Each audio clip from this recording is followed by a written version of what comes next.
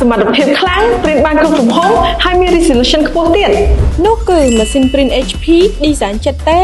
250 24 inch printer ដែលអាច print กระดาษបានចាប់ពីទំហំ A4 រហូតដល់ទំហំ A1 សម្រាប់ម៉ាស៊ីននេះអាច support បានតែទៅលើការងារ print តែមួយមុខគត់ទេក៏ប៉ុន្តែវាមានសមត្ថភាពខ្លាំងអាចភ្ជាប់ជាមួយនឹង network wireless ហើយនិង mobile print បានទៀតផងចាដូចដែលបានជម្រាបជូនចឹងថាម៉ាស៊ីននេះអាច print បានចាប់តាំងពីទំហំ A1 A2 A3 រហូតដល់ A4 ហើយបើនិយាយអំពីល្បឿនវិញត្រឹមតែ30វិនាទីនៅក្នុងមួយទំព័រតែប៉ុណ្ណោះហើយមាន resolution ខ្ពស់រហូតដល់2400គុណនឹង1200 dpi ដែលអាចជួយឲ្យរូបភាពបានច្បាស់ខ្លាំងមែនទែនប្រើជាមួយនឹង HP Thermal Inkjet និង ink ចំនួន4ពណ៌ CMYK